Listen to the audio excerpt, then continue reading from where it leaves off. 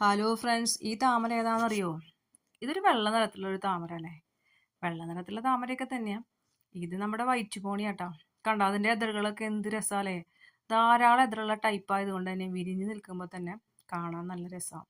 പിന്നെ നമ്മളൊന്ന് വിരിയിച്ച് സഹായിക്കണം ട്ടോ. അപ്പോഴാണ് ഇത് കൂടുതൽ ദിവസം നിൽക്കുള്ളൂ. തനിയെ വിരിയിക്കാൻ വിട്ട് കഴിഞ്ഞാൽ ഇതിൻ്റെ എതളുകൾ പെട്ടെന്ന് കൊഴിഞ്ഞു പോകും.